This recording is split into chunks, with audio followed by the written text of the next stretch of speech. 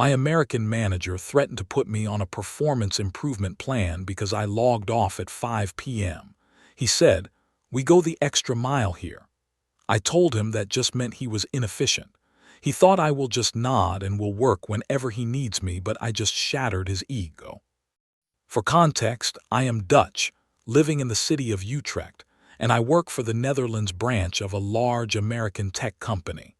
We take our work-life balance very seriously here, but my new boss, who manages me remotely from New York, didn't seem to get the memo. The clock on my monitor flicked from 4:59 p.m. to 5 p.m. It was a Tuesday in Utrecht. Outside the floor-to-ceiling windows of our office, the sky was a bruised purple, threatening the kind of rain that chills you to the bone, but inside, the fluorescent hum of the workspace was beginning to die down. Around me, the ritual of the Dutch exodus was underway. Laptops were snapping shut like clam shells. The gentle clack-clack-clack of keyboards was replaced by the rustle of raincoats and the zipping of bags. I saved my spreadsheet, a complex quarterly projection for the EMEA region that I had meticulously balanced to the cent, closed Slack, and shut the lid of my laptop. I didn't check my email one last time. I didn't glance at the to-do list for tomorrow. Tomorrow was a problem for tomorrow, Bram. Today, Bram was done. "Have a good evening, Bram," my colleague Lisbeth called out, already halfway to the door with her bicycle helmet under her arm. "See you tomorrow, Lisbeth," I replied. I walked out of the building, the cool air hitting my face. I unlocked my bicycle, a sturdy, rust-colored Badhavas that had survived 3 winters, and merged into the stream of cyclists heading home. This was the rhythm of my life. Work ended. Life began. I would cycle 20 minutes along the canal, stop at the grocery store, cook dinner for my wife Anouk and our 2 children, and then perhaps read a book or watch football. It was a good life. It was a balanced life. Apparently, to Todd, my new middle manager based in New York, I had just committed a series of corporate felonies that warranted immediate intervention. The trouble had started 3 weeks ago. Our previous manager, a calm German man named Hans, had been promoted to a regional director role in Munich. Hans understood the assignment. He cared about results. If the work was done, Hans was happy. Then came the announcement email. The subject line read, "Exciting news, new leadership for the Dutch branch." The email went on to say, "Team, please join us in welcoming Todd Miller as your new senior manager of operations." Todd joins us from the New York HQ, where he successfully led the Project Velocity initiative, increasing team output by 40%. Todd is known for his high energy, his always-on mentality, and his dedication to going the extra mile. He will be managing the team remotely from NYC. I remember reading that email and feeling a cold prickle on the back of my neck. High energy, always on, extra mile. In the lexicon of international business, these are not compliments. They are warnings. They are code words for unpaid overtime, weekend emails, and burnout. My friend Sarah, a colleague based in the Chicago office, messaged me on Teams shortly after the announcement. "Sarah, RIP your evenings, Bram." "Bram, is he that bad?" "Sarah, he's a grinder. He wears a vest in the office. He drinks Monster energy drinks at 7 a.m. He thinks sleep is a lack of commitment. Good luck." The first week was deceptively quiet. Todd was onboarding, which mostly meant he was in meetings with the directors.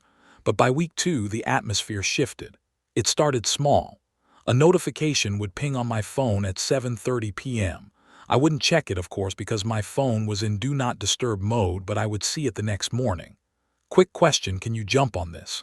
Sent at 1:30 p.m. his time, which was 7:30 p.m. my time. Then came the meeting invites.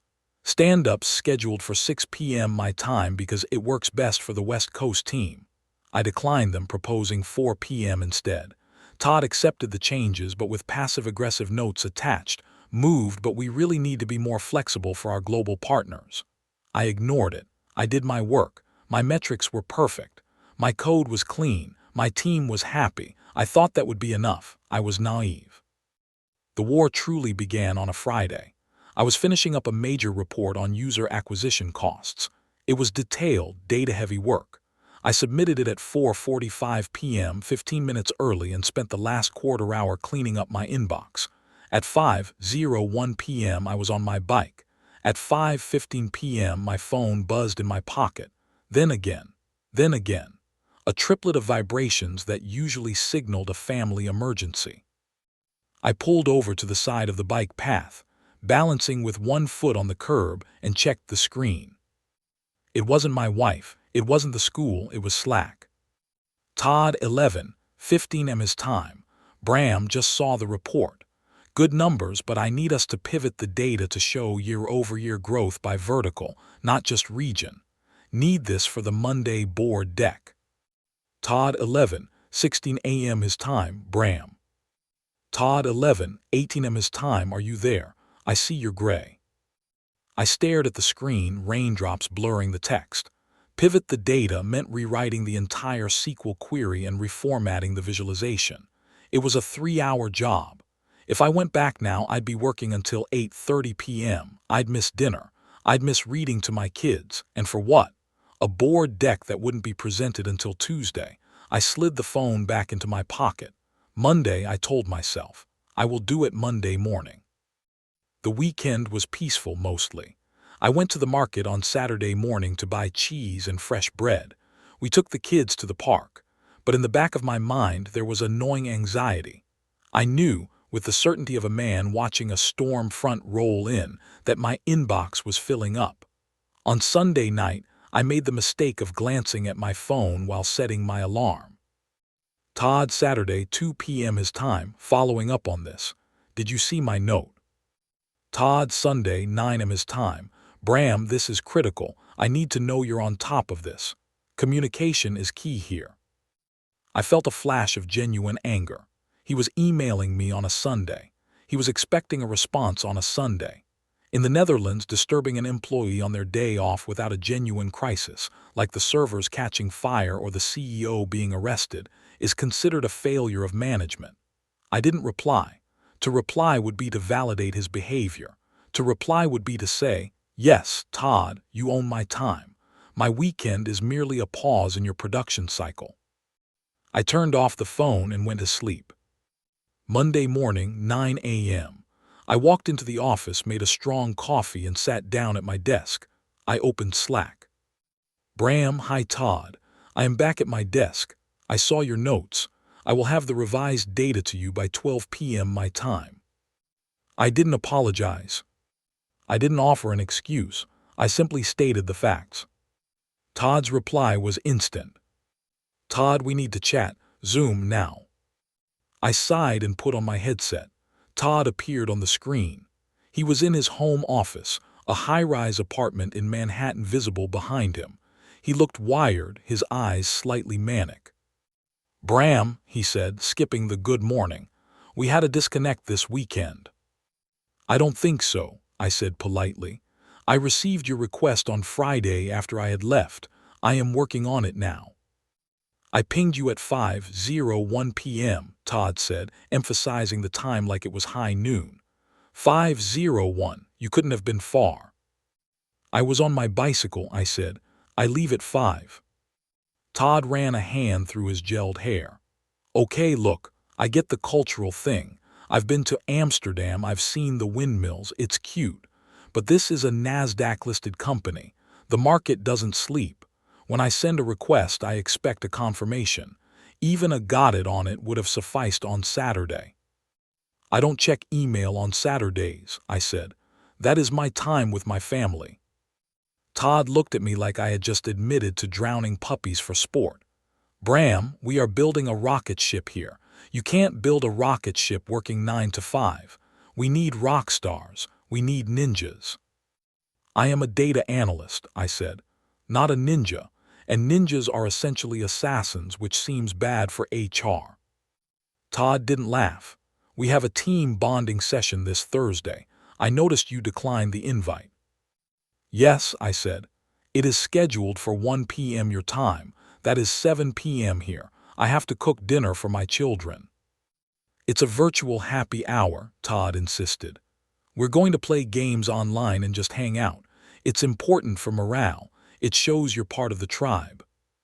Todd, I said, keeping my voice steady, though my heart was hammering against my ribs. I like my colleagues, but at 7 p.m. I am a father and a husband. I am not an employee. I will not attend a work meeting disguised as a party during my private time.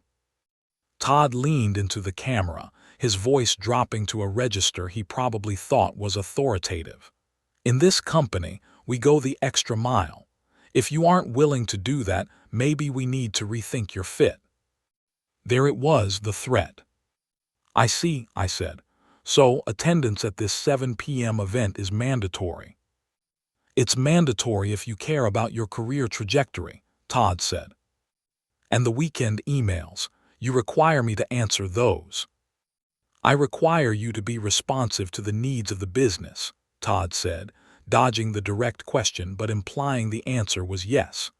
I'm going to send you a calendar invite for a formal performance review tomorrow. We need to align on expectations. Okay, I said, send the invite. I hung up. My hands were shaking slightly, not from fear but from the adrenaline of a man who knows he is about to go to war. The invite arrived 10 minutes later. Subject, performance and expectations alignment, high priority. I spent the rest of the day doing two things. First, I finished the data pivot he asked for. It was flawless. I sent it at 11:30 a.m., 30 minutes ahead of my promise. Second, I opened a folder on my desktop named Receipts. I took screenshots of the timestamped Slack messages. I exported the email chain where he demanded weekend work. I downloaded the calendar invite for the 7 p.m. happy hour and highlighted the time zone difference. I also downloaded a PDF copy of my employment contract and the Dutch Working Hours Act. That night, Anouk asked me what was wrong. I was chopping carrots with a little too much force. New manager, I said. American, he thinks he owns me. Anouk, a lawyer for a civil engineering firm, raised an eyebrow. Does he know where he is? I don't think so. He thinks he's on Wall Street. Destroy him, she said affectionately, kissing me on the cheek. But don't burn the roast. The next morning, 9 a.m. sharp, the Zoom call. Todd was there, holding a coffee cup the size of a soup bowl. He looked even more tired than before. Hey Bram, he started. Let's get right to it. I'm concerned about your commitment. Commitment, I repeated. Can you define that? Availability, Todd said. Responsiveness. Hunger. Yesterday, I asked you to stay late for a crucial meeting regarding team cohesion and you refused. On Friday, you logged off the second the clock struck 5. That's a quiet quitting mentality, Bram. I don't like it. Todd, I said, taking a sip of water, can I be direct with you? Please, he said, leaning back, crossing his arms. He looked like he was expecting an apology. He was expecting me to grovel, to promise to do better, to install Slack on my smartwatch. In the Netherlands, we view things differently, I began. If I am consistently working past 5 p.m. to finish my tasks, it signals one of two things to my superiors. I held up one finger. 1. I am inefficient and unable to manage my time properly during the workday. I held up a second finger. Or 2. You are an inefficient manager who has understaffed the team and given me the workload of 2 people. Todd's face froze. His mouth opened slightly, but no sound came out. My contract states 40 hours, I continued, my voice gaining strength. It does not state 40 hours plus nights and weekends. If I work late, I am masking a problem in the organization. I am doing my job by finishing on time. I delivered the report you asked for early. My quality is high. My output is consistent. The only performance issue here is your expectation that I work for free. The silence stretched across the Atlantic Ocean. The lag on the video call made it feel like an eternity. Todd's face turned a shade of red that clashed violently with his blue dress shirt. Excuse me, Todd sputtered. Inefficient. I am trying to drive results. And frankly, this attitude is exactly what I'm talking about. It's toxic to the team dynamic. He leaned forward, his eyes narrowing. Okay, Bram. If you aren't willing to be a team player, if you want to hide behind the clock, then we are going to have to formalize this. I'm putting you on a performance improvement plan, effective immediately. We're going to track your hours, your response times, and your attitude. And if you don't step up, we're going to have to look at termination. A PIP, the ultimate American weapon. In the U.S., a PIP is a death sentence, a paper trail designed to fire someone without getting sued. He thought he was holding a gun to my head. He didn't realize he was holding a water pistol. Okay, Todd, I said, my pulse steady. Please send me that in writing. Outline exactly what the performance deficiencies are. Be specific about the times I was unavailable. You bet I will, Todd said. Expect it within the hour. He ended the call. I didn't wait for the email. I sat back in my chair and took a deep breath. I felt a strange sense of calm. The American hustle culture relies on fear. It relies on the employee being terrified of losing their health insurance, their livelihood, their standing. But I wasn't afraid. I was Dutch. 10 minutes later, Todd's email arrived. It was a masterpiece of corporate aggression. Bram. As discussed, this email initiates your PIP. Areas of concern. 1. Unwillingness to attend team meetings outside of core hours. 2. Lack of responsiveness during weekends. 3. Inflexible attitude regarding workflow completion. 4. Disrespectful communication regarding management efficiency. I saved the email as a PDF. I combined it with my screenshots, my contract, and the relevant articles of Dutch labor law regarding the right to disconnect and overtime compensation. I composed a new email. To Saskia de Vries, HR Director, Netherlands. Subject: formal complaint regarding harassment and violation of labor contract. I attached the file. I hit send.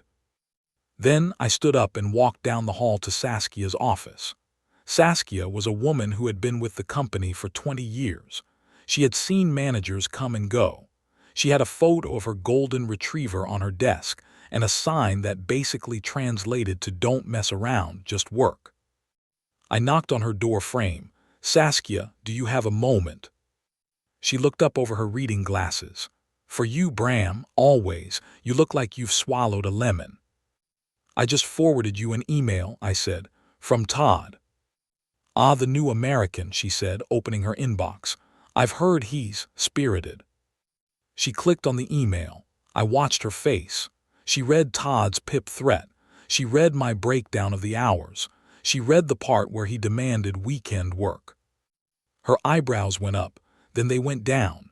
Then the corners of her mouth started to twitch. "He said what?" Saskia let out a sound that wasn't quite a laugh but a snort of disbelief. "He wants to put you on a PIP because you went home at 5. And didn't work Saturday," I added, "and refused a 7 p.m. Zoom call." "And he put it in writing?" Saskia asked, looking at me with wide eyes. "Yes, he says I am inefficient and have a bad attitude." Saskia leaned back in her chair and let out a full belly laugh. It was the most beautiful sound I had heard all week. "Oh, this is rich," she chuckled, wiping a tear from her eye. "He thinks New York labor laws apply in Utrecht. He thinks at-will employment exists here." She shook her head, still smiling. "Bram, do you know how hard it is to fire someone in the Netherlands? We would need to build a case for months. We would need to prove gross negligence. Going home on time is not negligence. It is the law." She stood up. "Don't worry about the PIP, Bram. It's invalid, it's garbage. Go back to your desk. Keep doing your work exactly as you have been. I'm going to schedule a chat with Todd." "A chat?" I asked. "A calibration meeting," she said, her eyes glinting with a steely resolve. "I think Todd needs a lesson on the Dutch Civil Code, the Working Hours Act, and the very expensive consequences of the company being sued for constructive dismissal and harassment. I'm going to enjoy this." I don't know exactly what Saskia said to Todd on that call. I wasn't invited. I imagine she explained that in the Netherlands, Overtime is not a gift from the employee to the employer. It is a transaction that must be compensated. I imagine she explained that threatening an employee for exercising their contractual rights is legally actionable. I imagine she explained that while he might be a high-energy rock star in New York and Utrecht, he was just a liability. What I do know is this. The next day, Wednesday, there was no 2 a.m. email. At 9:30 a.m., a new email arrived from Todd. Subject: PIP/workflow update. Bram. After consulting with local HR, we have decided to rescind the PIP. We are going to restructure the workflow to ensure all tasks can be completed within your local business hours. Please disregard the invite for the Thursday happy hour. We will look into scheduling future events at a time that works for all time zones. Let's focus on the Q3 numbers. Todd. No apology, no admission of guilt, but a complete and total surrender. Later that afternoon, Sarah pinged me from Chicago. Sarah, dude, what did you do to Todd? Bram, why?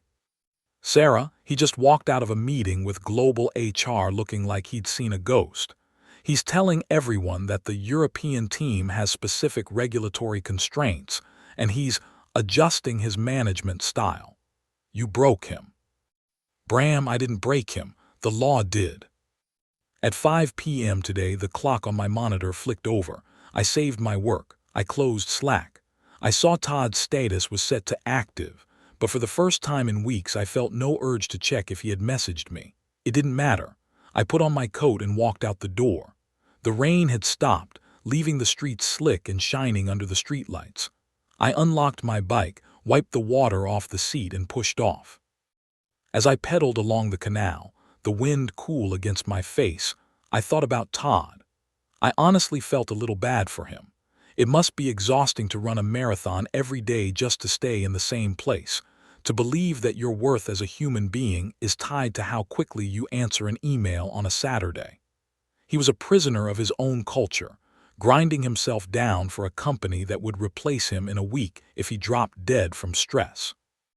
But me, I turned the corner onto my street. I could see the warm yellow light of my kitchen window. I could see Anok inside setting the table. I could see my children playing on the rug. I wasn't a rock star. I wasn't a ninja. I was efficient. I was under contract, and I was going home. If you have made it this far and want to see more videos like this, then kindly subscribe and turn on notifications so you may never miss another story like this.